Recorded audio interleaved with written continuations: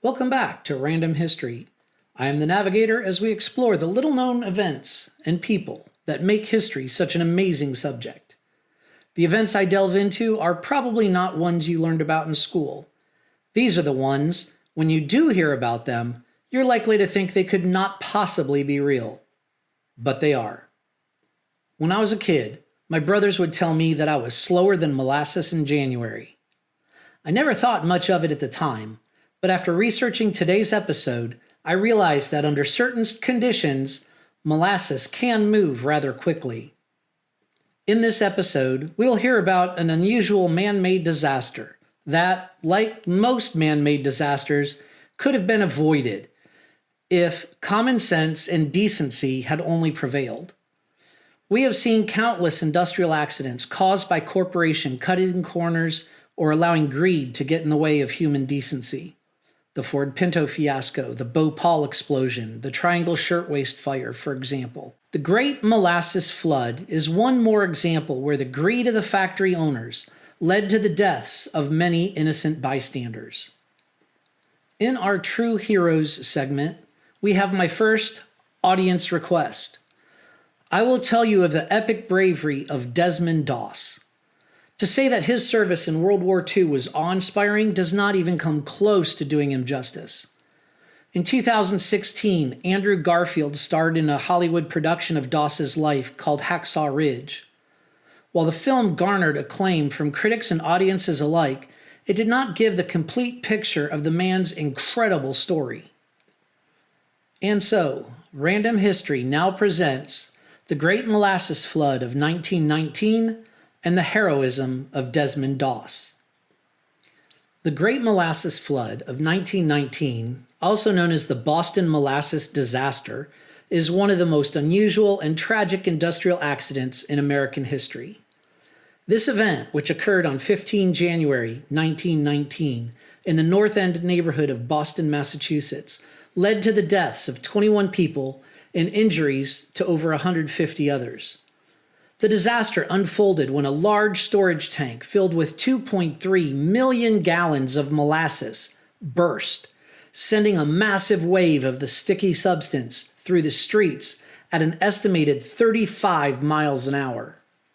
To understand the Great Molasses Flood, it is essential to consider the historical and industrial context of the time. Molasses was a significant commodity in the early 20th century, particularly for its role in the production of industrial alcohol, which was used in munitions during World War I. The Purity Distilling Company, a subsidiary of United States Industrial Alcohol, or USIA, owned the massive storage tank that would eventually fail. The tank was constructed in 1915 at the height of the war to meet the growing demand for alcohol. From the beginning, the tank was fraught with issues. Reports indicate that the tank leaked from the very start, with residents frequently noticing molasses seeping from its seams.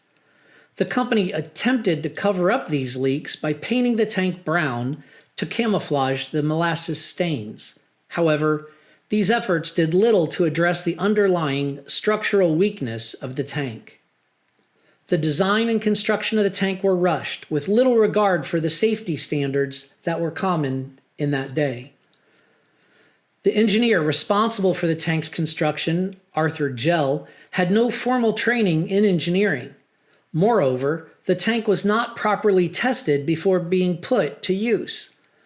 These factors combined to create a disaster waiting to happen.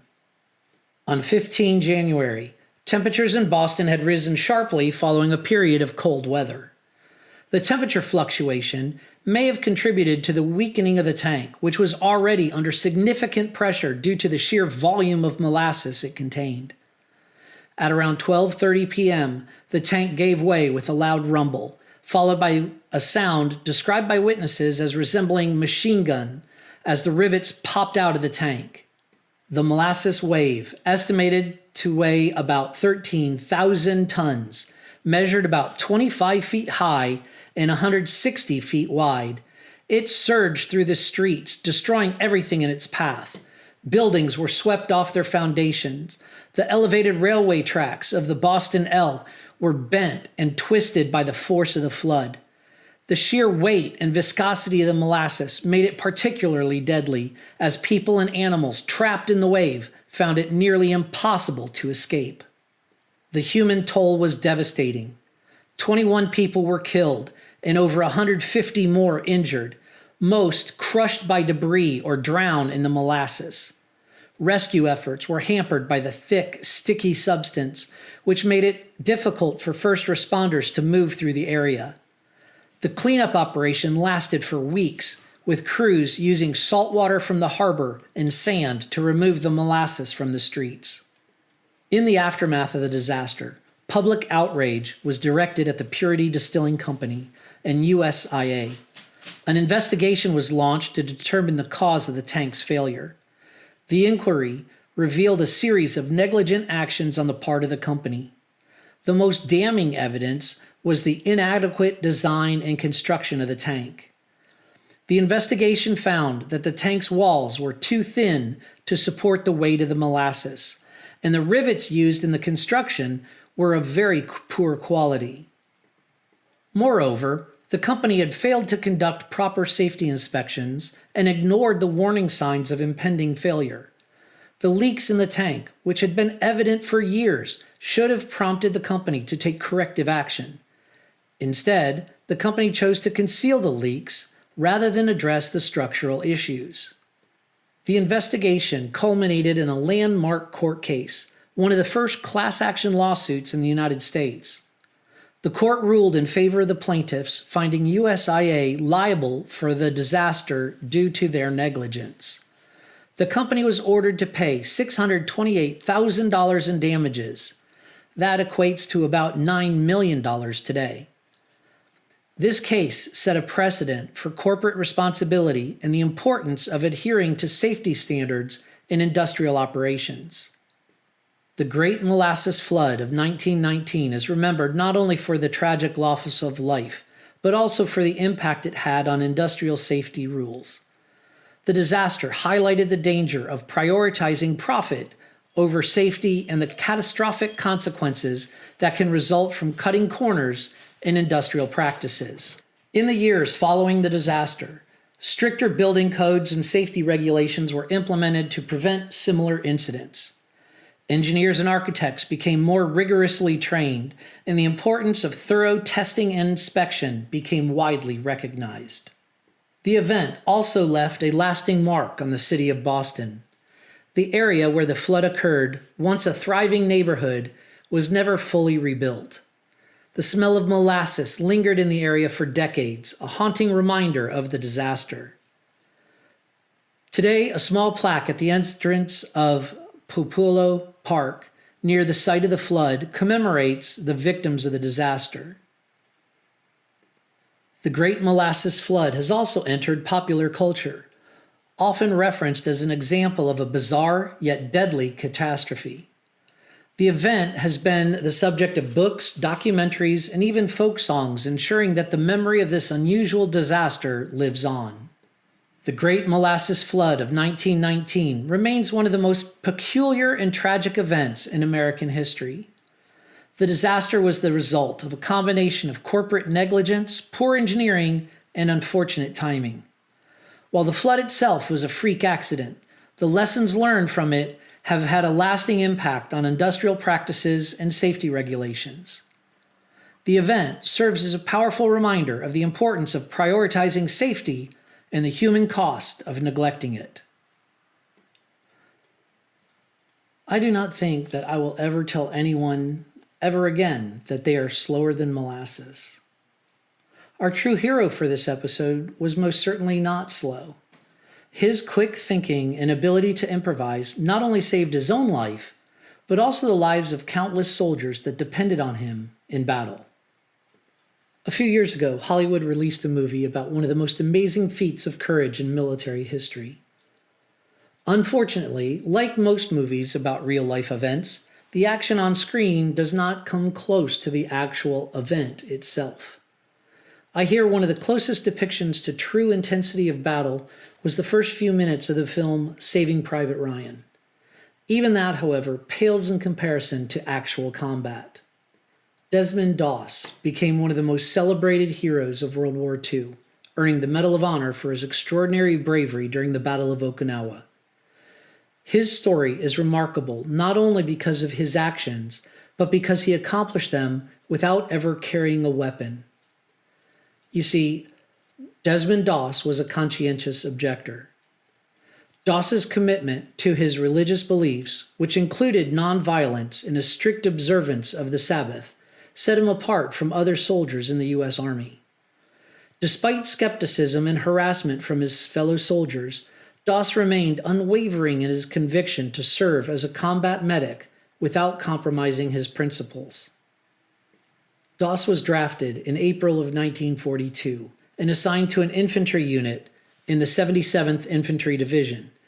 From the beginning, he faced immense pressure from his fellow soldiers who viewed him as a liability due to his refusal to carry a weapon. Doss endured ridicule, physical abuse, and even attempts by his superiors to discharge him on psychiatric grounds.